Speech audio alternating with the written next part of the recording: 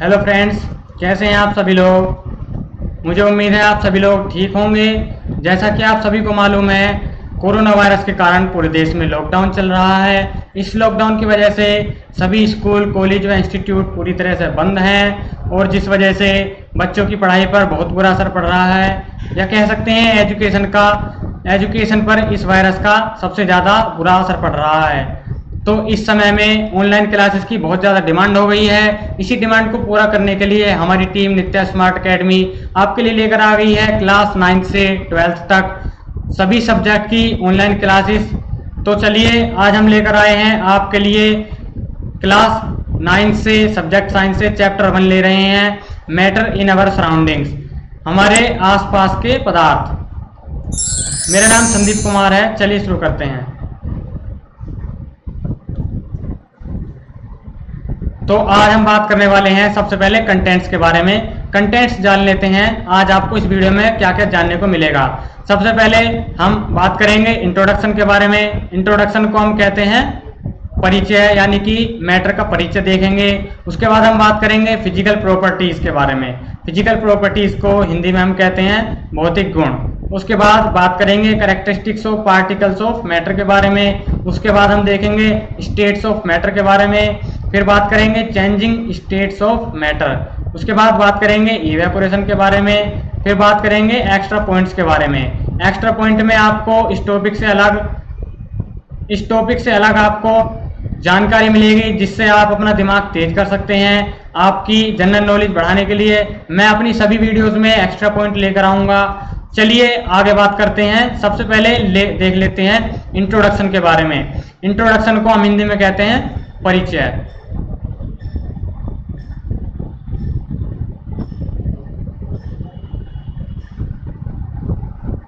परिचय भी कहते हैं, इसको हम प्रस्तावना भी कहते हैं। चलिए सबसे पहले देख लेते हैं व्हाट इज मैटर।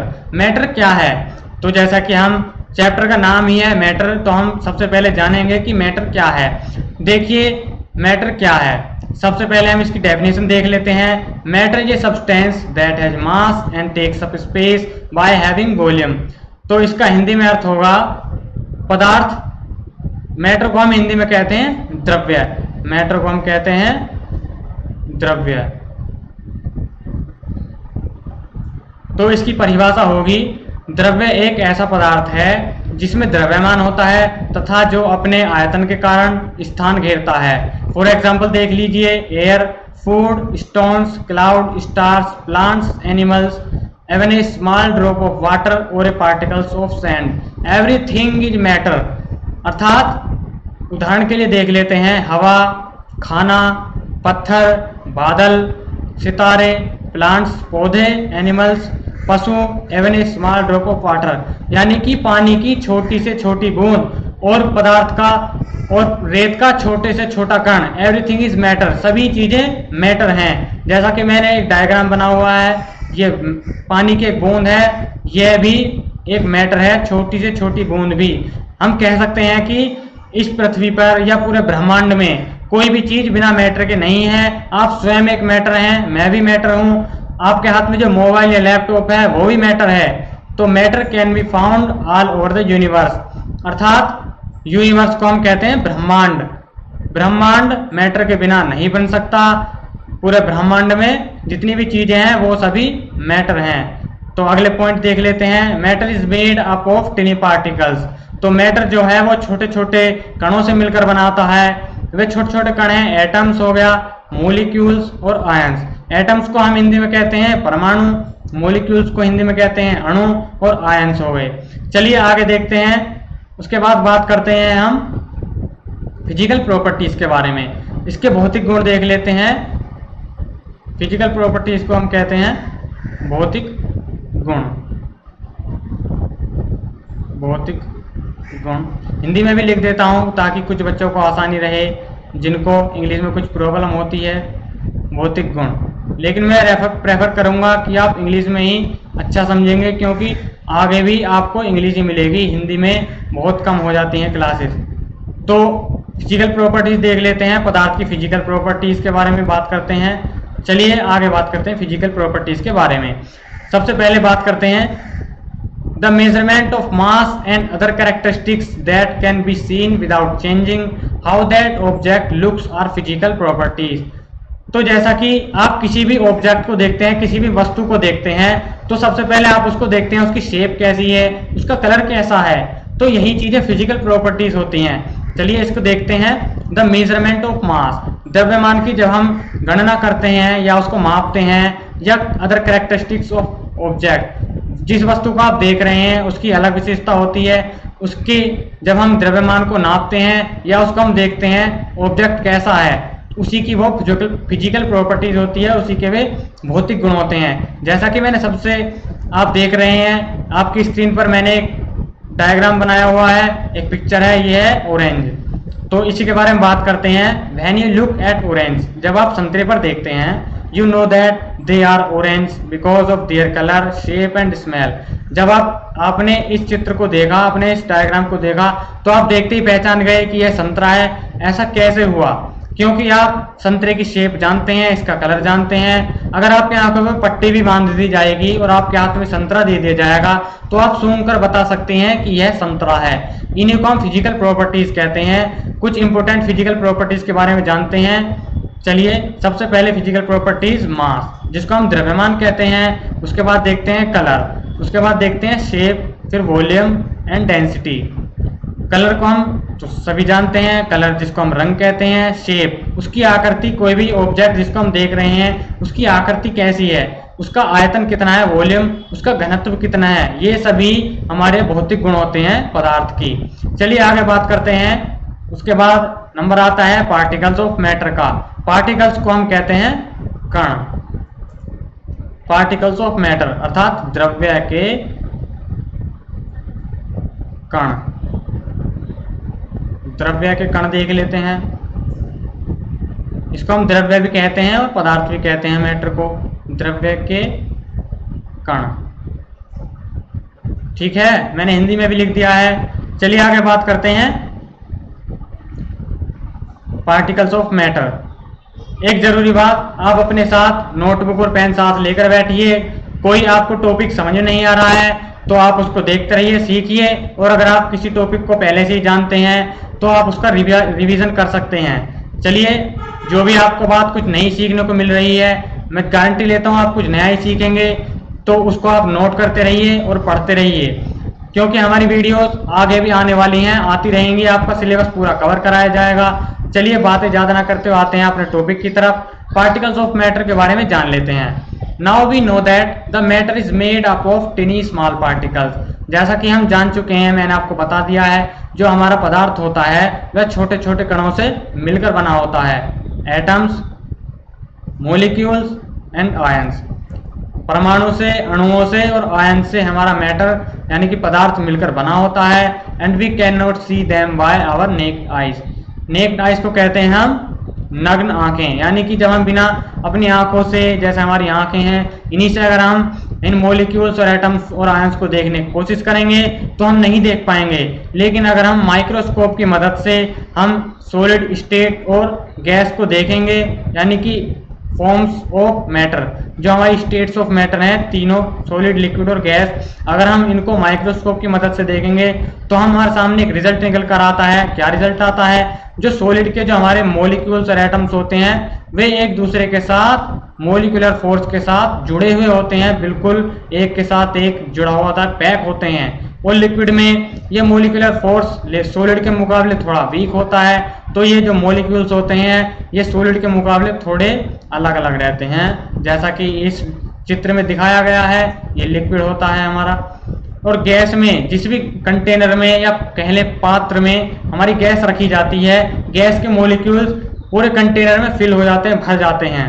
तो जो इसका मॉलिक्यूलर फोर्स होता है गैस का, वो लिक्विड और सॉलिड के मुकाबले काफी वीक होता है। जैसा कि आप देख रहे हैं यहाँ पार्टिकल्स, जो मॉलिक्यूल्स हैं वो बिल्कुल अलग अलग हैं, और सॉलिड में ये बिल्कुल एक के साथ एक पैक हैं, और लिक्विड में कंटेनर की जो हमारी वॉल्यूम है उसमें फैल गए हैं, और सॉलिड के मुकाबले थोड़े अलग अलग हैं। और गैस में ये बिल्कुल ही खुल गए हैं, फैल गए हैं कंटेनर में। आगे बात करते हैं, चलिए बात करते हैं आगे बात करते हैं characteristics of particles. Characteristics of particles, कणों की विशेषताएं देख लेते हैं। जो कैरेक्टरिस्टिक्स का मतलब होता है विशेषताएं, यानी कि कणों की विशेषताएं। हर आदमी की अपनी एक विशेषता होती है, उसी तरह से पार्टिकल्स की भी विशेषताएं होती हैं। चलिए इनकी विशेषताओं के बारे में जानते हैं। सबसे पहले पॉइंट देख लेते हैं, matter is made up of extremely small particles. जो हमारा पदार्थ होता है वो छोटे छोटे कणों से मिलकर बना होता है। यह पिछले आपने पेज पे देख लिया होगा, स्लाइड्स में देख लिया होगा। जो मैटर, फिर भी एक बार दोबारा देख लेते हैं, जो मैटर होता है वो एक्सट्रीमली स्मॉल पार्टिकल्स, छोटे छोटे कणों से मिलकर बना होता है।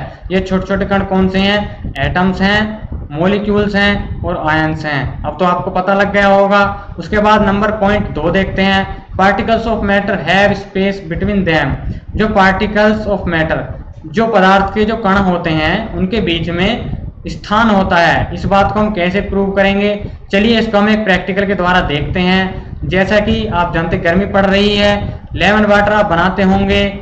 लेमन वाटर में कभी आपने नोटिस किया है कि जब आप लेमन वाटर बनाते हैं आप उसमें शुगर डालते हैं, पानी में मिलाते हैं, साल्ट मिलाते हैं, चीनी और नमक जब आप मिलाते हैं तो आपने नोटिस किया होगा कि जब चीनी और नमक घुल जाते हैं तो क्या आप उनको देख सकते हैं? नहीं ना।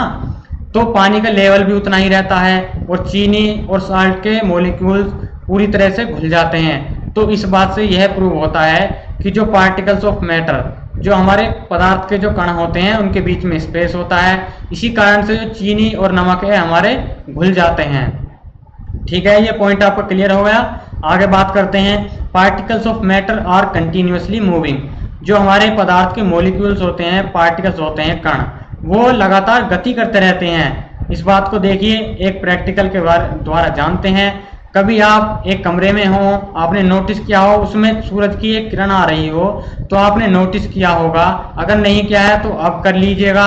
अब देखिए अगर आप सूरज की किरण को गौर से देखेंगे तो उस सूरज की किरण में जो धूल के कण होते हैं वो इधर उधर गति करते रहते हैं जिगजैग मोशन में। उसी को हम ब्राउनियन मोशन कहते हैं, यानी कि ब्राउनियन गति कहते हैं। ये देखिए जो हमारी सूरज की धूप, अगर हम इसको देखेंगे, इस किरण को देखेंगे अंधेरे कमरे में, तो जो पार्टिकल्स हैं ये इधर से उधर गति कर रहे हैं। इसी को हम ब्राउनियन मोशन कहते हैं। चलिए आगे बात करते हैं अगले पॉइंट की तरफ, particles of matter attract each other. जो हमारे मैटर ऑफ पार्टिकल्स, जो हमारे पदार्थ के कण होते हैं वो एक दूसरे को अट्रैक्ट करते हैं, यानी कि आकर्षित करते हैं, खींचते हैं। इस बात को हम आगे एक एग्जाम्पल है उसके द्वारा समझते हैं। जैसा कि आप सभी को मालूम है जो हमारा वाटर होता है उसका फॉर्मूला क्या होता है? H2O।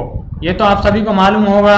H2O जो हमारा वाटर है, तो H2O के जो अलग अलग एटम्स हैं, इसमें 2 एटम्स हाइड्रोजन के हैं, एक ऑक्सीजन का है। तो 2 हाइड्रोजन एटम्स मिलकर एक ऑक्सीजन के साथ जब इंट्रामोलिकुलर बॉन्डिंग बनाते हैं तो हमारे वाटर यानी पानी का निर्माण होता है। वाटर की मॉलिक्यूल, जैसा मैंने लिखा हुआ है स्ट्रक्चर ऑफ वाटर मॉलिक्यूल, ये हमारे वाटर जो हमारा पानी है उसकी स्ट्रक्चर है। इसमें जो हाइड्रोजन दोनों एटम्स हैं उन पर प्लस मोमेंट है, प्लस डाइपोल मोमेंट है, और ऑक्सीजन पे माइनस डाइपोल मोमेंट है।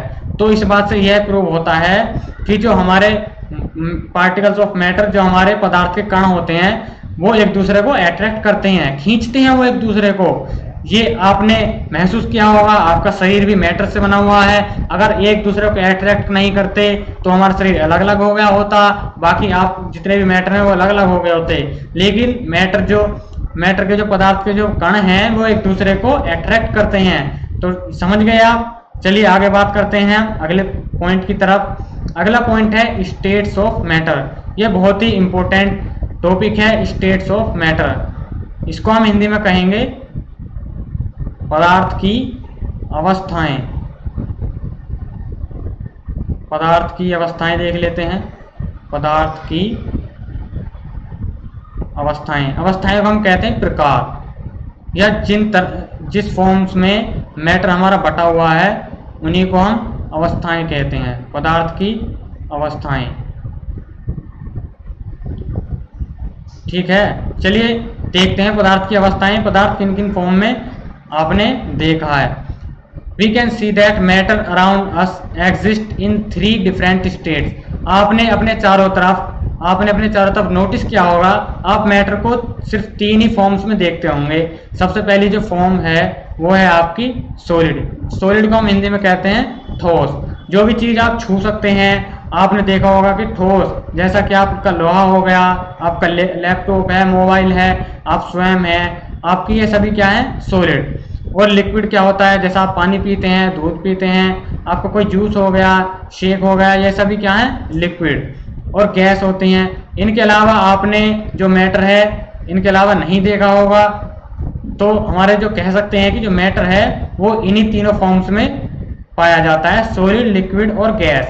आगे बात करते हैं हम, चलिए इनकी डेफिनेशन देख लेते हैं। सॉलिड स्टेट, सबसे पहले बात करते हैं ठोस अवस्था के बारे में। The molecules in a solid are closely packed together and contain the least amount of kinetic energy. जो हमारे सॉलिड के जो मोलिक्यूल्स होते हैं वो क्लोजली पैक्ड होते हैं एक साथ, यानी कि जो हमारे सॉलिड के मोलिक्यूल्स होते हैं वो एक साथ जुड़े हुए होते हैं, और उनमें जो काइनेटिक एनर्जी होती है, काइनेटिक एनर्जी को हम हिंदी में कहते हैं गतिज ऊर्जा। गतिज ऊर्जा तो आपने अगर नहीं जानी है, चलिए आने वाले सेशन में बताएंगे काइनेटिक एनर्जी क्या होती है। तो जो सॉलिड स्टेट्स के जो मॉलिक्यूल होते हैं वो एक दूसरे के साथ क्लोजली पैक्ड होते हैं, जुड़े हुए होते हैं, और उनमें जो काइनेटिक एनर्जी है वो बहुत ही कम होती है, वीक होती है। आगे बात करते हैं लिक्विड स्टेट के बारे में। लिक्विड स्टेट को हम कहते हैं द्रव अवस्था। चलिए द्रव अवस्था के बारे में जानते हैं। In liquid state the molecular forces are weaker than in a solid. A liquid has fixed volume and its shape depends upon container.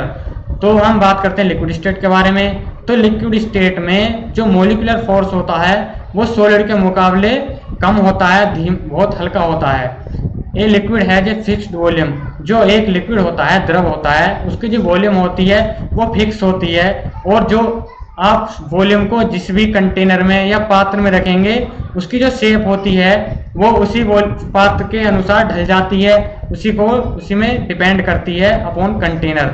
यानी कि जिस पात्र में आप कंटेनर लिक्विड को रखेंगे यह उसी के आधार पर अपनी आकार ले लेगा।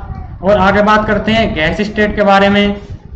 गैस स्टेट के बारे में जिसको हम कहते हैं गैसीय अवस्था। तो गैस अवस्था के बारे में जानते हैं। Gas is a state of matter that has no fixed shape and no fixed volume, but gas particles spread out to fill the container. The molecular forces are very weak in this state. यानी कि अब हम इसको हिंदी में जानते हैं। Gas is a state of matter.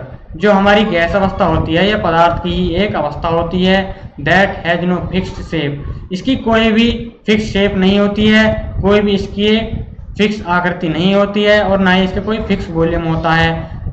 इसको हम डिफाइन करते हैं। जैसे कि आपने गैस तो देखी होगी, एक कमरे में गैस होती है। अगर आप एक गैस अवस्था को देखेंगे, अगर आपने सिलेंडर देखा होगा, सिलेंडर के अंदर जो गैस होती है वो पूरे सिलेंडर में फैली हुई होती है। इसी तरह से अगर आप एक कमरे में, जैसे गर्मी होती है तो गरम जो गैस होती है वो पूरे कमरे में फिल होती है, तो इसकी कोई फिक्स शेप नहीं होती है, ना ही कोई इसका फिक्स वॉल्यूम होता है।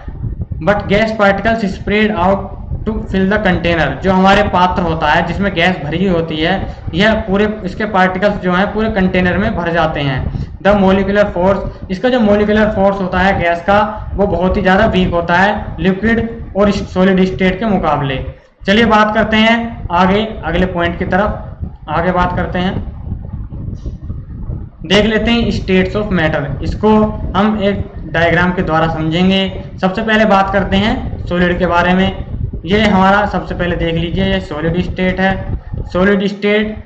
सॉलिड स्टेट्स की जो शेप होती है वो बिल्कुल फिक्स होती है, कीप्स इट्स शेप, यानी कि यह हमेशा अपनी शेप को बनाए रखता है। इसकी शेप बिल्कुल एक जैसी होती है। लिक्विड के बारे में जान लेते हैं। जैसा कि देख रहे हैं एक गिलास में पानी रखा हुआ है, तो इस पानी की जो इस लिक्विड की यानी कि पानी की जो शेप है वो इसी गिलास पर डिपेंड है। जैसी गिलास की शेप है वैसा ही इस पानी ने शेप ले लिया है। तो takes the shape of its container, यह जिस भी कंटेनर में, जिस भी पात्र में लिक्विड को रखा जाता है यह उसी की आकृति, उसी की शेप को डिपेंड यानी कि एक्सेप्ट कर लेता है, धारण कर लेता है। आगे बात करते हैं गैस के बारे में। फिल्स इट्स कंटेनर, यानी कि यह जिस भी पात्र में, कंटेनर में रखा जाता है यह उसमें पूरी तरह से भर जाता है, उसके कंटेनर को भर देता है। आगे बात करते हैं चेंजिंग स्टेट्स ऑफ मैटर, यानी कि जो पदार्थ की जो अवस्थाएं होती हैं क्या ये बदल सकती हैं? चलिए बात करते हैं इसके बारे में। सबसे पहले सवाल उठता है, can matter change it's state? आपके दिमाग में सवाल आना चाहिए कि क्या पदार्थ की अवस्थाएं बदल सकती हैं, क्या एक फॉर्म से दूसरी फॉर्म में जा सकता है? चलिए इसी के बारे में बात करते हैं। सबसे पहले देख लेते हैं, matter can not be created और डेस्ट्रॉयड, यानी कि जो पदार्थ को हम ना तो नष्ट कर सकते हैं और ना ही बना सकते हैं, but can change from one state to other with the application और रिमूवल ऑफ हीट टेम्परेचर। हम पदार्थ को न तो नष्ट कर सकते हैं और नहीं बना सकते हैं, बल्कि इसे हम टेम्परेचर या हीट के द्वारा घटा बढ़ाकर इसकी एक फॉर्म से दूसरे फॉर्म में परिवर्तित कर सकते हैं। आगे बात करते हैं, matter can change it states by of two types, यानी कि जो हमारा पदार्थ होता है यह अपनी फॉर्म्स को, स्टेट्स को दो तरीके से बदल सकता है। पहले बात करते हैं नंबर 1 के, बाय चेंजिंग ऑफ टेम्परेचर, यानी कि अगर हम टेम्परेचर में, हीट में, अगर हम ऊष्मा में बदलाव करेंगे तो ये अपनी फॉर्म्स को बदल देगा। By changing of pressure, number 2 पे आता है बाय चेंजिंग ऑफ प्रेशर, यानी कि दबाव, अगर हम प्रेशर डालते हैं उसके कारण भी हमारा मैटर जो होता है वो अपनी स्टेट बदल देता है। चलिए इसको हम एक प्रैक्टिकल के द्वारा देखते हैं, एक्टिविटी के द्वारा। जैसा कि आपने लैब में प्रैक्टिकल करा होगा, अगर नहीं किया हुआ है तो आप अपने घर पर भी कर सकते हैं। इसके लिए आपको करना क्या होगा, आप सबसे पहले किचन में जाइए, एक आप अपना कोई भी पॉट लीजिए, कोई भी बर्तन लीजिए, भगोना ले लीजिए, उसमें आप आधा भर लीजिए उसको पानी से और उसको गैस पे रख दीजिए।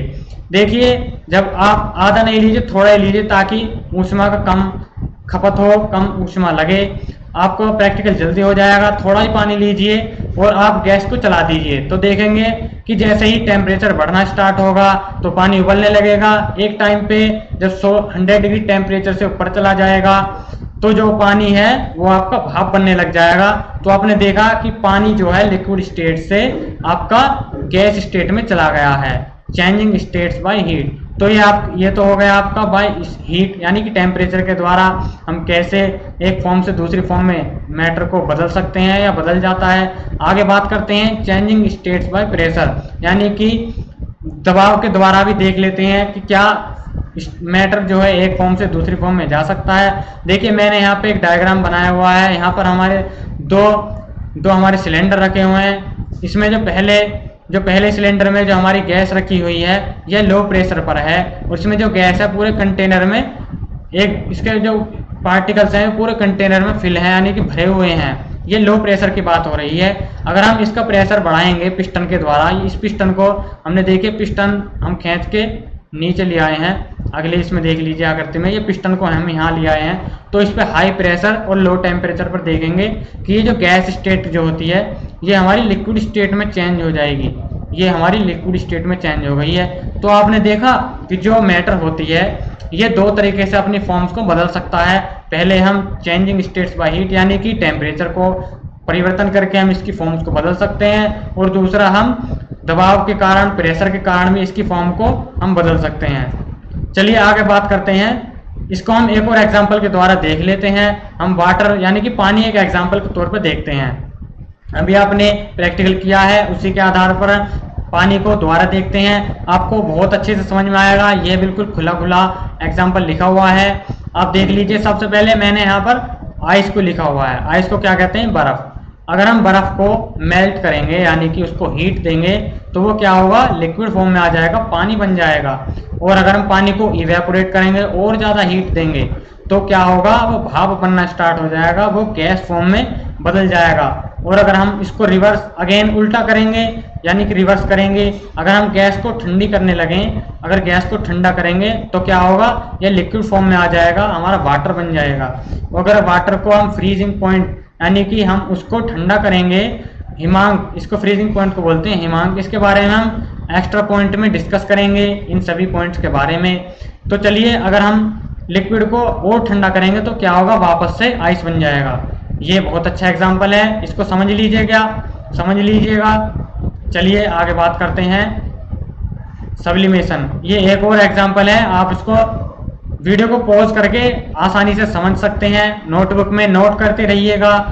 देखिए जो सॉलिड है, ये सॉलिड है, इसको हम कहते हैं सॉलिड, यानी कि आइस है, ये बर्फ। इसको अगर हम सब्लिमेशन करेंगे, यानी कि इसको हम अगर बहुत ज़्यादा टेम्परेचर देंगे, हीट करेंगे, तो ये सीधा ही गैस फॉर्म में चला जाएगा। अगर हम गैस को ठंडी करेंगे तो ये क्या होगा, लिक्विड फॉर्म में आ जाएगा। और अगर लिक्विड को इवेपोरेट करेंगे, उसको हीट देंगे, तो यह गैस फॉर्म में चला जाएगा। और अगर हम बर्फ को, सॉलिड को मेल्ट करेंगे, यानी कि और हीट देंगे, तो वो लिक्विड फॉर्म में आ जाएगा। और अगर लिक्विड को हम ठंडा करेंगे, सॉलिडिफिकेशन करेंगे, तो वो सॉलिड स्टेट में बदल जाएगा।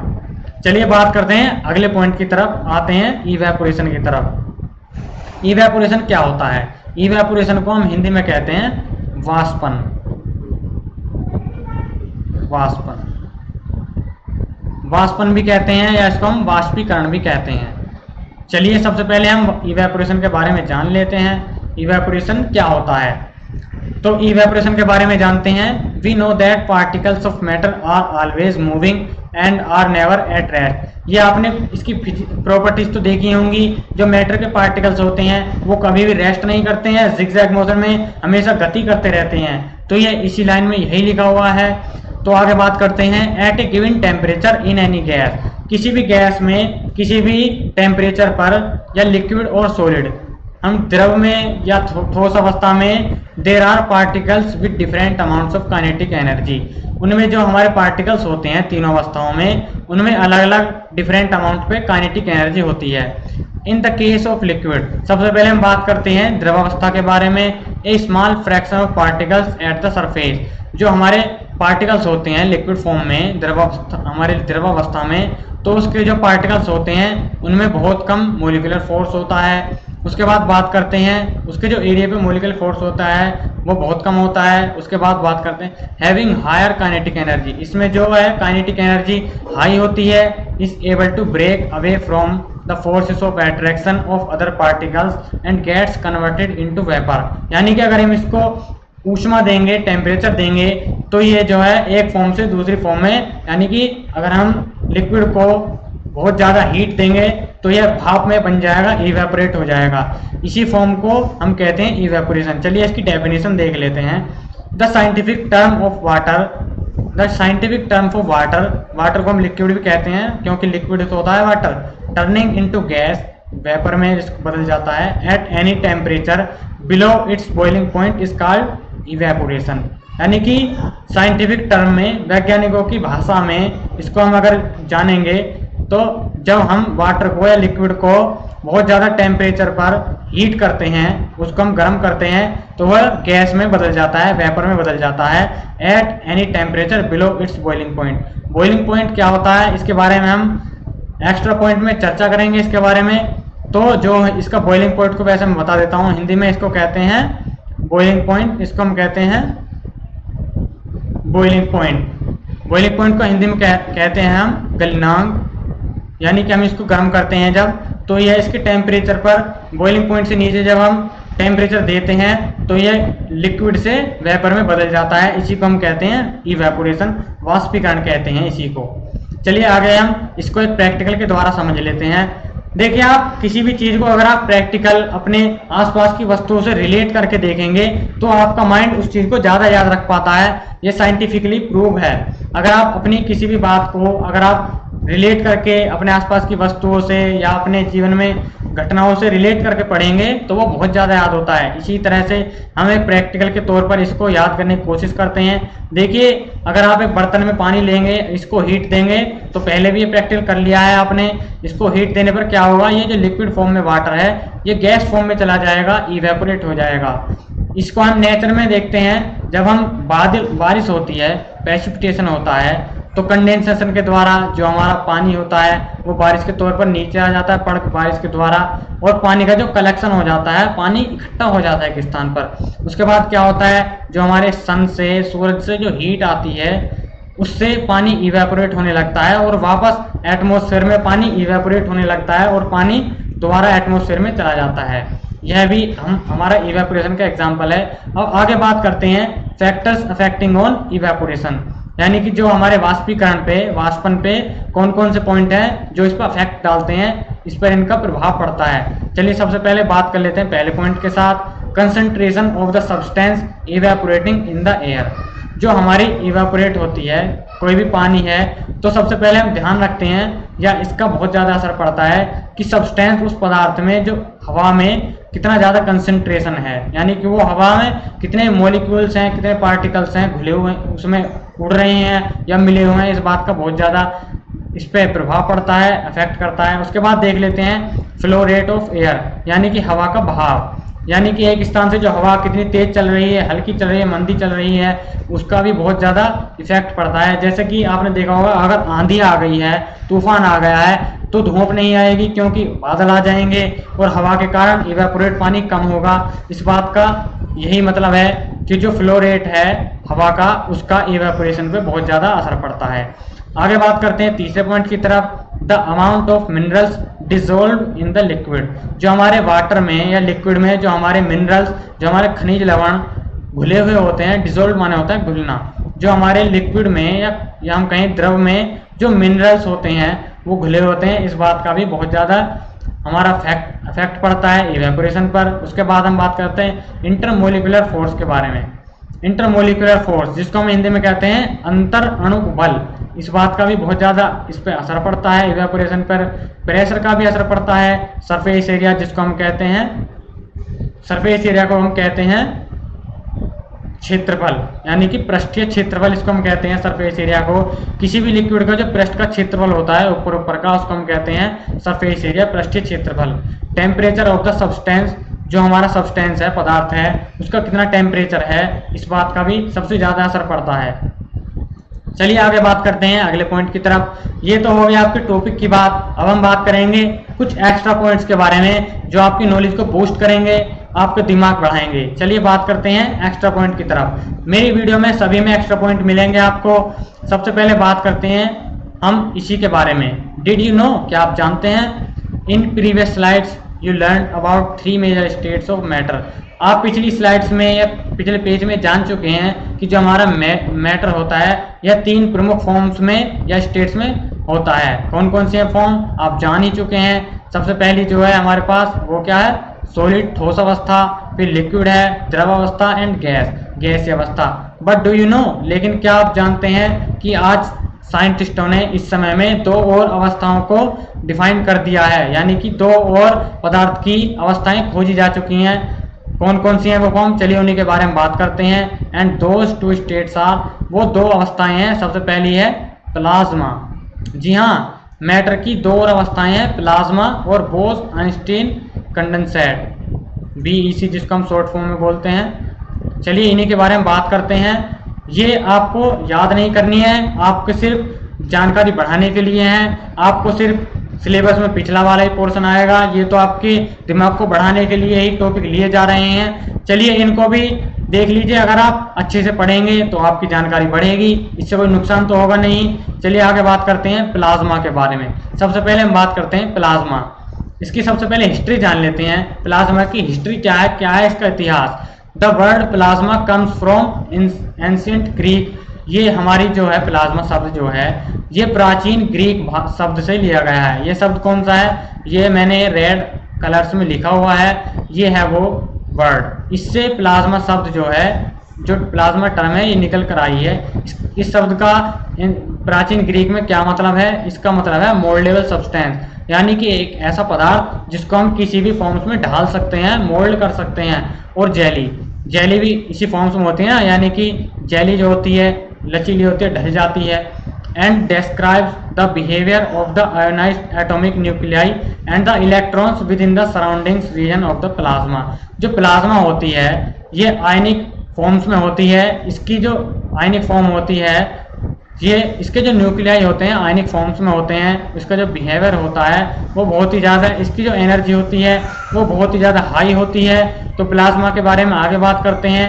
Plasma was first identify in Crookes tube. जो प्लाज्मा है सबसे पहले क्रोक्स ट्यूब में आइडेंटिफाई हुआ था।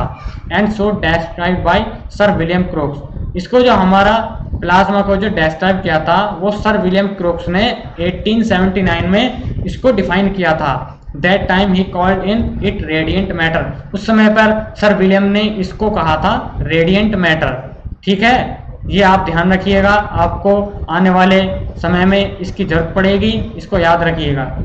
चलिए, the term plasma was introduce as a description of ionised gas by Irving Langmuir in 1928। जो प्लाज्मा टर्म थी उन्होंने तो उसको डिफाइन किया था, आइडेंटिफाई किया था सर विलियम क्रूक्स ने, लेकिन जो इरविंग लैंगमुर थे इन्होंने 1928 में इसको इंट्रोड्यूस किया था, इसकी हमारी थ्योरी दी थी। तो इसका जो श्रेय जाता है, इसका जो हमारा क्रेडिट जाता है वो इरविंग लैंगमुर को जाता है। Neon sign is an example of plasma. तो देख लीजिए यहाँ पर डायग्राम बना हुआ है, ये प्लाज्मा का डायग्राम है। ऊपर जो नियॉन साइन होता है यह भी प्लाज्मा ही होता है। आगे बात करते हैं, देखते हैं प्लाज्मा में और क्या है। सबसे पहले चलिए बात करते हैं प्लाज्मा की डेफिनेशन के बारे में। डेफिनेशन को हम हिंदी में कहते हैं परिभाषा। चलिए इसकी परिभाषा देख लेते हैं। Plasma is a state of matter in which an ionized gaseous substance becomes highly electrically conductive to the point that long range electric and magnetic fields dominate the behavior of the matter। जो plasma form होती है यह हमारी पदार्थ की ही चौथी अवस्था है। जो हमारी आयनिक गैस होती हैं, जो हमारे पदार्थ की आयनिक गैस होती हैं, यह उसकी हाईली इलेक्ट्रिकल कंडक्टिव, ये बहुत ही ज़्यादा इलेक्ट्रिकल यानी कि बहुत ही ज़्यादा हाईली इलेक्ट्रिक कंडक्टिव होता है। इसमें जो लॉन्ग रेंज इलेक्ट्रिक, इसमें बहुत ही लॉन्ग रेंज यानी कि लंबी दूरी की जो इलेक्ट्रिक होती है और मैग्नेटिक फील्ड भी बहुत ज़्यादा होता है। तो इसकी यही एक विशेषता है, इसकी प्रॉपर्टीज़ है प्लाज्मा की। इसमें लॉन्ग रेंज इलेक्ट्रिक होता है और लॉन्ग रेंज ही मैग्नेटिक फील्ड होता है। आगे बात करते हैं, plasma is an electrically natural medium.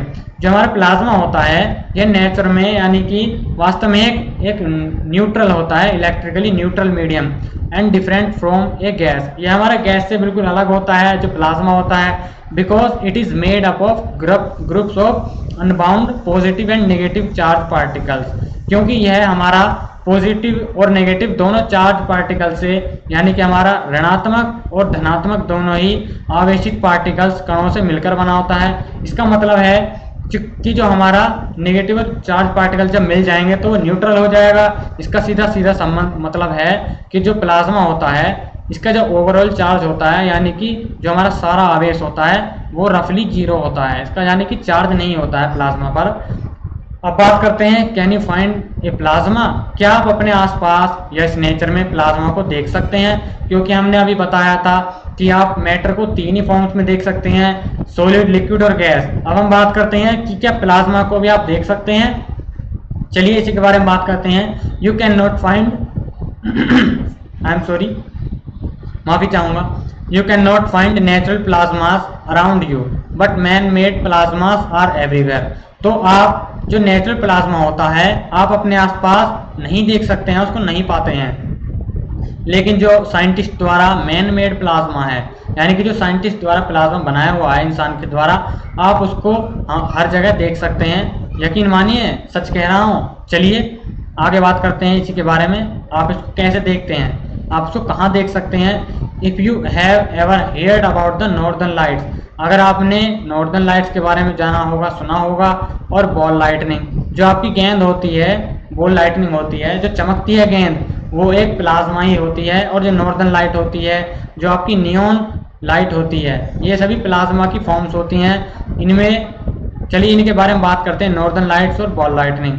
You might know but those are types of plasma. आप नहीं जानते, हाँ सचमुच ये प्लाज्मा का ही रूप है। जी हाँ, मैं बता रहा हूँ, ये नॉर्दर्न लाइट्स और जो बॉल लाइटनिंग है ये प्लाज्मा का ही एक रूप है। अगर इसके बाद हम बात करते हैं फ्लोरिसेंट लाइट बल्ब। जो आपके घर में फ्लोरिसेंट लाइट बल्ब होते हैं, जैसा कि यहाँ पर मैंने आपको बनाया हुआ है स्ट्रक्चर, ये एक चित्र बनाया हुआ है, ये फ्लोरिसेंट लाइट है ना, ट्यूब है। तो ये भी प्लाज्मा, इसके अंदर जो गैस भरी होती है, जब आपने देखा होगा आप स्विच ऑन करते हैं तो एक इधर से इधर हमारी जो मैटर, जो हमारे पार्टिकल्स होते हैं इसके गैस के, वो इधर से उधर गति करते रहते हैं। तो जो हमारी गैस होती है इलेक्ट्रिक यानी कि चार्ज होकर गति करती है, ये प्लाज्मा का रूप हो जाती है। तो हमारी जो फ्लोरिसेंट लाइट बल्ब होती है यह भी प्लाज्मा का ही रूप होती है, इसमें जो गैस भरी हुई होती है। हम बात करते हैं नॉर्दर्न लाइट्स के बारे में। जो नॉर्दर्न लाइट्स होती है इसमें नियॉन गैस भरी होती है, और बॉल लाइटनिंग इसमें हीलियम गैस होती है और भी कुछ अलग गैस हो सकती हैं। तो जब ये गर्म होती हैं तो ये प्लाज्मा का ही रूप हो जाती हैं, क्योंकि इनमें जो ट्यूब में गैस भरी होती है वो इलेक्ट्रिसिटी पाकर जो चार्ज होकर वो चमकने लगती है। आगे बात करते हैं, अगर आपने स्टार्स को तो देखा ही होगा, हमारा सूरज भी, स्टार्स यानी कि जितने भी सितारे हैं, हमारा सूरज है, ये भी एक प्लाज्मा ही है। जी हाँ, स्टार्स भी एक प्लाज्मा है। चलिए आगे बात करते हैं बोस आइंस्टीन कंडेंसेट के बारे में, जिसको हम शॉर्ट फॉर्म में कहते हैं बीईसी। ये आपकी 5वीं अवस्था है पदार्थ की। सबसे पहले इसकी हिस्ट्री जान लेते हैं। इन 1920 Indian physicist Satyendra Nath Bose had done some calculation for a fifth state of matter, but they didn't have the equipment and facilities to make it happen at that time। ये देखिए सत्येंद्र नाथ बोस हैं, आपके सामने मैंने चित्र है आपके सामने, ये सत्येंद्र नाथ बोस हैं। तो इन्होंने 1920 में, ये भारतीय भौतिकविद हैं सत्येंद्र नाथ बोस, आप सभी जानते होंगे सत्येंद्र नाथ बोस, ये हमारे भारतीय वैज्ञानिक हैं। इन्होंने 1920 में यानी कि 1920 में कुछ कैलकुलेशन, कुछ गणनाएं की थी 5वीं अवस्था के लिए, बोस आइंस्टीन कंडेंसेट के लिए। तब तक इन्होंने नाम नहीं इसका इंट्रोड्यूस किया था, बस कुछ कैलकुलेशन की थी, क्योंकि उस समय पे इनके पास इक्विपमेंट नहीं थे, इनके पास उपकरण नहीं थे, और उस समय पे इतनी फैसिलिटीज भी नहीं थी कि ये इसको हमारे बोस आइंस्टीन कंडेंसेट को 5वीं अवस्था को डिफाइन कर पाएँ या खोज पाएँ। इन्होंने बस सिर्फ कुछ कैलकुलेशन ही की थी, लेकिन ये कैलकुलेशन ही आगे जाकर इसकी खोज का मुख्य कारण बनी, तो इनको इसका हमारा बहुत ज़्यादा क्रेडिट जाता है। आगे बात करते हैं। After that building on his calculations Albert Einstein. Albert Einstein को तो हर कोई जानता है, बहुत ही महान वैज्ञानिक हैं, जर्मनी के हैं ये एल्बर्ट आइंस्टीन। ये देखिए एल्बर्ट आइंस्टीन है यहाँ पर सत्येंद्र नाथ बोस के नीचे, हमारे जो साइंटिस्ट हैं एल्बर्ट आइंस्टीन, ये सत्येंद्र नाथ बोस हैं। तो इनकी जो कैलकुलेशन के आधार पर एल्बर्ट आइंस्टीन जी ने हमारे कुछ predict a new state of matter, इन्होंने एक नया मैटर की प्रेडिक्ट की थी, यानी कि एक धारणा रखी थी, एक नया मैटर की धारणा रखी, जिसका नाम इन्होंने रखा बीईसी, बोस आइंस्टीन कंडेंसेट। तो इसका जो नाम रखा था वो एल्बर्ट आइंस्टीन रखा था, इसकी जो प्रेडिक्शन करी थी वो एल्बर्ट आइंस्टीन ने करी थी। इन 1995 एरिक ए कॉर्नल और Wolfgang Ketterle and Carl E Wieman of USA discovered Bose Einstein condensation.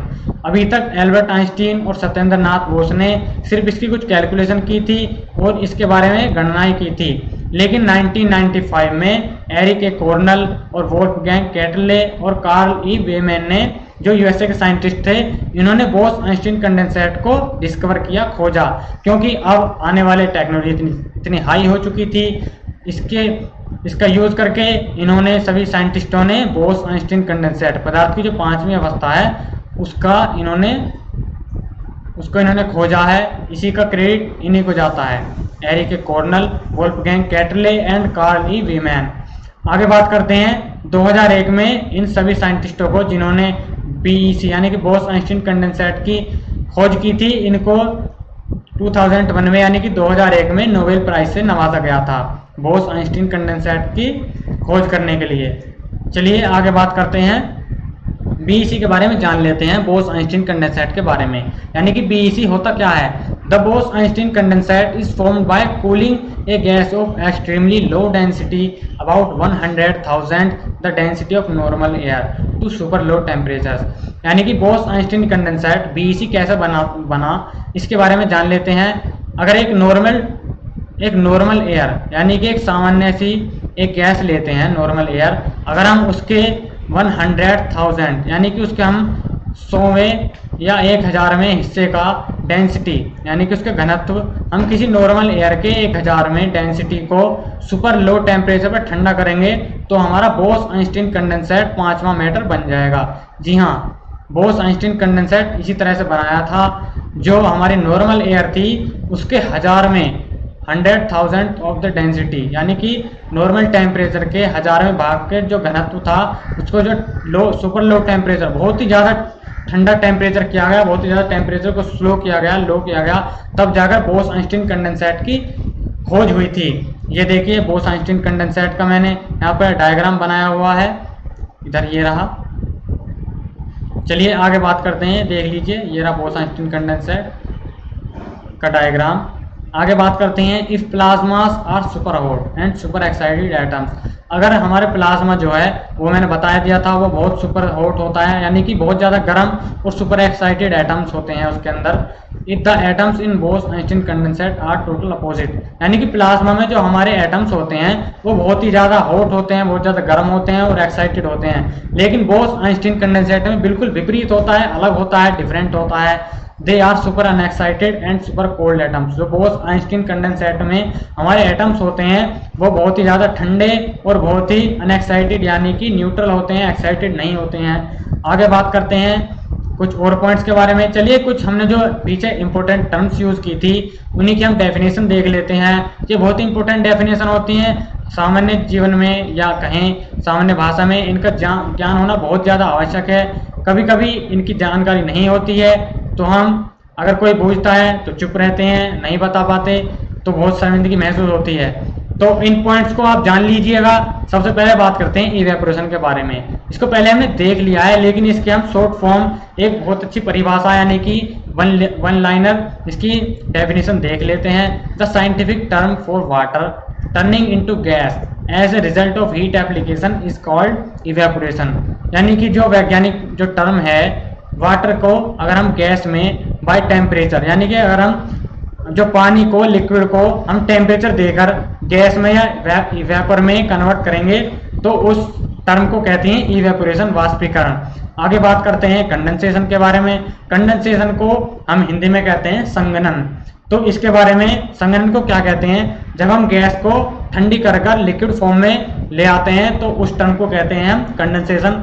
आप वीडियो को पॉज कर कर इन सभी स्क्रीनशॉट ले सकते हैं। वीडियो को पॉज करके आप सभी फॉर्म इनको डेफिनेशन को लिख लीजिएगा, याद कर लीजिएगा। मैंने बताया ना इनको सभी को आपको रिलेट करके पढ़ना है अपने आसपास नेचर में, अपने आसपास जीवन में जो भी घटनाएं हैं वस्तुओं पर इनको आप रिलेट करके याद कीजिएगा, बहुत जल्दी याद आ जाएंगे, कभी नहीं भूलेंगे। आगे बात करते हैं सब्लिमेशन। सब्लिमेशन को हम कहते हैं ऊर्ध्वपातन। जी हाँ, हिंदी में भी मैं बता देता हूँ, सब्लिमेशन को हम कहते हैं ऊर्ध्वपातन। Sublimation is the transition of a substance directly from the solid to the gas state without passing through the liquid state। यानी कि जो ऊर्ध्वपातन होता है, सब्लिमेशन होता है, ये हमारा सॉलिड स्टेट, देखिए मैंने यहाँ पर इसको बोल्ड कैरेक्टर में लिखा हुआ है डार्क में, सॉलिड स्टेट से जो गैस स्टेट में without changing in liquid state, यानी कि सॉलिड स्टेट को बिना लिक्विड स्टेट में फॉर्म किए सीधे ही गैस अवस्था में परिवर्तित कर दे जाए, उसी को हम कहते हैं सब्लिमेशन, ऊर्ध्वपातन। ठीक है, समझ गए होंगे।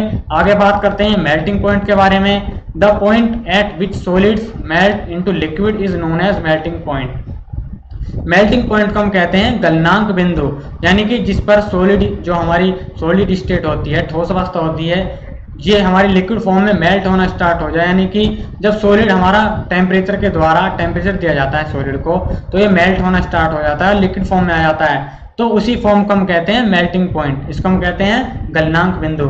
आगे बात करते हैं फ्रीजिंग पॉइंट के बारे में। फ्रीजिंग पॉइंट को हम कहते हैं हिमांक बिंदु। ये उसका उल्टा होता है, ये वाटर को या लिक्विड को जब हम आइस में यानी कि सॉलिड में चेंज करते हैं बहुत ही ज़्यादा, इसको हम फ्रीजिंग पॉइंट, जैसा कि आप इसके नाम से ही जान रहे होंगे, फ्रीजिंग पॉइंट यानी कि टेम्परेचर को बहुत ज़्यादा स्लो किया जाता है, बहुत ज़्यादा लो किया जाता है। तो इसको जब हम वाटर को लिक्विड को ठंडा करके सॉलिड या आइस में चेंज करते हैं तो उसी फॉर्म को कहते हैं, उसी टर्म को कहते हैं हम फ्रीजिंग पॉइंट। चलिए, हमारा वीडियो खत्म हो चुका है। अगर आपको वीडियो पसंद आया है तो अपने क्लासमेट्स फ्रेंड्स को शेयर कीजिएगा। अगर आपको ये वीडियो पसंद आई है तो लाइक कीजिए और हाँ, चैनल को सब्सक्राइब कीजिए, बेल आइकन भी दबाइए ताकि आने वाली वीडियोस आपके पास जल्दी से जल्दी पहुंच पाए। लेक्चर 2 भी जल्दी आने वाला है तो चैनल को सब्सक्राइब कीजिएगा और अपने दोस्तों क्लासमेट्स को शेयर कीजिएगा। तब